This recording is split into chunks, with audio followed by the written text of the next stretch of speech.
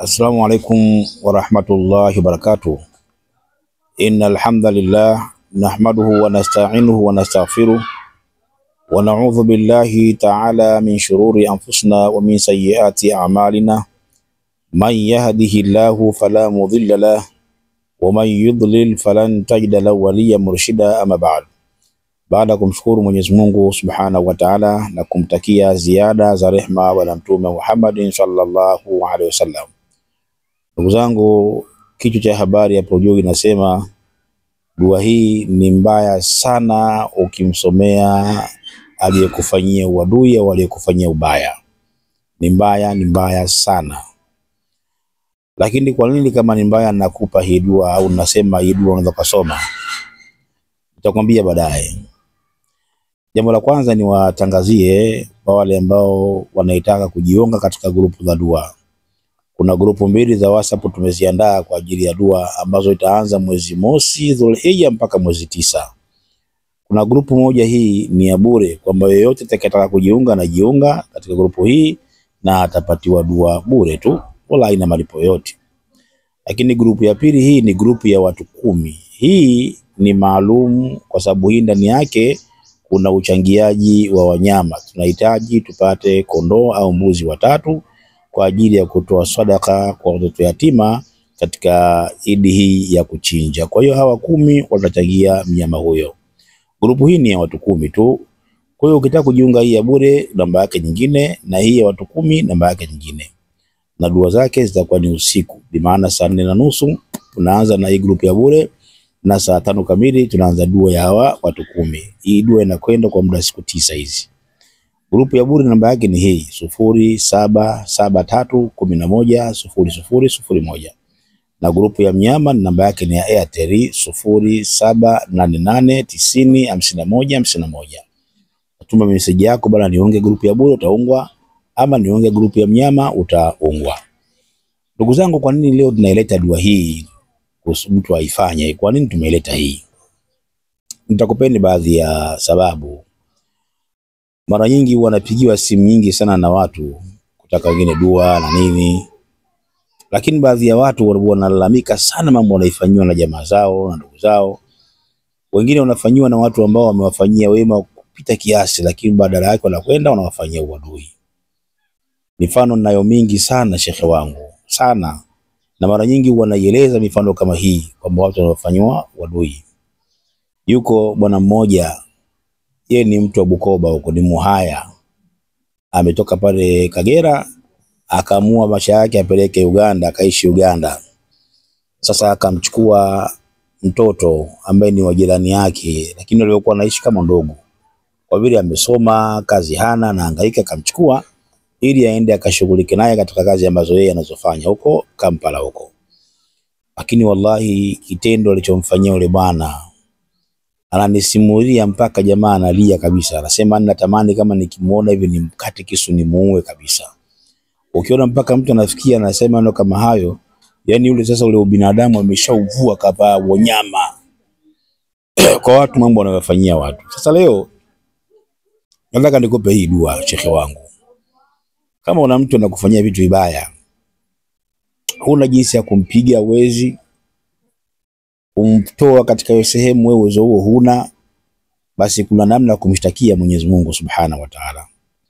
Na wallahi dua hii kama utaisoma kilillahi, ukasoma hali ya kuwa umehudhurisha moyo wako, ukasoma hali ya kuwa umetulia kabisa akili yako, mawazo yako yako pale, ina majibu ya haraka sana sana.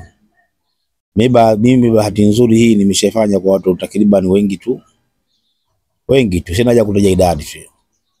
Na hakuna ambaye nilomfanyia hii akatoa majibu kwa bwana shekhe bwana bado hajawa. Hapana shekhe. Kwa hili hapa hili nasema alhamdulillah. Sana wewe leo ninakupa hii kitu, ichukue afu nenda kaifanyie kazi. Na leo nataka nikupe yani kitu yani kidogo yani nikusomee taratibu sana ili uweze ushike na uende kaifanyie kazi. Hii wallahi lazima adui yako atadhalilika sana, ataumia sana ukipiga hii.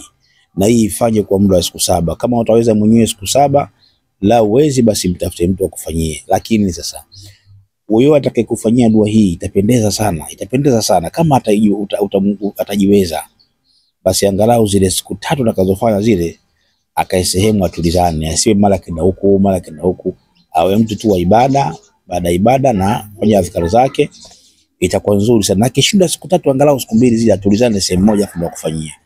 Na kama utaweza wewe mwenyewe, basi angalau tulia siku 2 zile, siku 3 basi ufanye hii dua. Wallahi lazima hayo ninayosema haya, kama utakwenda kuifanya utakuja kunambia Sheikh. Ngoja nikuelekeze sasa inaposoma, alafu nikupe vipengele namna gani utakwenda kufanya kuhusiana na dua hii. Isikilize kwa makini sana, na nitakupa kisa maalumu cha dua hii. Kwa mfano hii ya kwanza tunayokwenda kuisoma hapa, yuko sahaba wa Mtume Muhammad anaitwa Abu Muallaq. Siku moja alitoka kwenye biashara zake, yuko anatoka mji mmoja kuna mji mwingine katika biashara zake. Njiani akakutana na jambazi ataka kumdhulumu na kuchukua biashara yake na mwenye amuoe. Huyo bwana aliomba ruksa nikaswali rakaa 2. Aliposwali rakaa 2, alipokaa tahiyatu, baada ya kutoa salamu, pale alipotoa salamu ndo akasoma dua hii. Wallahi alipoisoma dua hii, Mwenyezi Mungu alimletea malaika. Ile malaika alikuwa na upanga mkali sana, akaenda kumfeka yule jambazi Sheikh. Kapigwa na mtu ambaye wala hakumuona. Bimaana hata wewe kama utasoma dua hii, Mwenyezi Mungu Subhanahu wa Ta'ala atakuletea majeshi yake. Na bahati nzuri huyo anayekufanyia uadui, kama unamfahamu ni fulani, basi mtilie nia kabisa, ya Rabbi fulani mimi ananionea, fulani mimi ananinyanyasa, fulani, wewe mtilie nia chafu, soma Sheikh. Alafu uone muujiza na maajabu yake. Acha nikusomee taratibu ili uweze kuichukua. Inasomwa hivi. Unasoma ya wadud, ya wadud, ya wadud mara 3. Ya mubdi'u ya mu'id, ya mubdi'u ya mu'id, ya dhal arshil majid, ya fa'ala lima yurid, as'aluka Allahumma binuri wajhika allati mal'a arkan arshi wa biqudratika allati qadarta biha ala khalqika wa birahmatika allati wasita kulla shay'in rahma la ilaha illa anta birahmatika astaghith. Hapo birahmatika astaghith utarudia mara 3. Baada hapo utayataja majina Mwenyezi Mungu haya, na utayataja kwa uzito wa namba za jina lake. Kwa mfano kuna la kwanza ili hapa al-Jabbar, ya Jabbar. Hii uzito wake ni namba 306, ya Jabbar, ya Jabbar. Utaipiga hii mara 306. Alafu utalitaja jina la Mwenyezi Mungu inaitwa Al-Aziz. Hii uzito wake ni namba 94. Utalitaja jina hili mara 94. Alafu utakwenda ya Hakim. Hili uzito wake ni namba 68. Utalisoma jina hili mara 68. Alafu utakwenda kulitaja jina la Mwenyezi Mungu Al-Qawiyu au Qawiyun, mwenye nguvu. Bimaana hili ndio utalisoma mara 116, ndio uzito wa jina hili. Alafu utasoma ya Matin au Al-Matin. Hili uzito wake ni namba 500.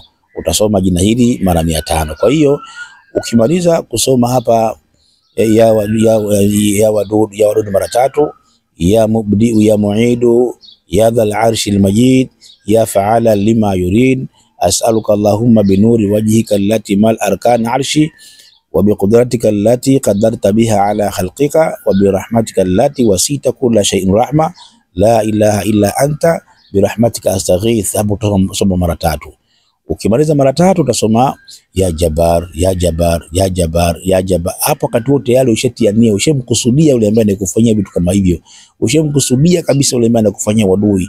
Ya Jabbar, ya Jabbar mara 306, ya Aziz, ya Aziz mara 94, ya Hakim, ya Hakim mara 68, ya Qawiyu, ya Qawiyu mara 116, ya Matin, ya Matin mara ngapi? Mara 500. Baada ya hapo sasa utasoma alam tara kaifa fa'ala rabbuka bi ashabil fil, utasoma mara 3. Alafu baada hapo utasoma tabbat yada abi lahabin wa tabba ma aghna anhu maluhu wa ma kasab sayasfi, mpaka mwisho utasoma mara 3. Baada hapo acha. Utafanya dua hii kwa muda wa siku takriban 7. Wallahi, kwa mtu atakayefanya dua hii tena akaifanya aliyakuwa amehudhurisha moyo wake, akafanya aliyakuwa amehudhurisha moyo wake, atapata majibu kwa muda mfupi sana sana sana sana sana, insha Allah. Wassalamu alaikum wa rahmatullahi wa barakatuh.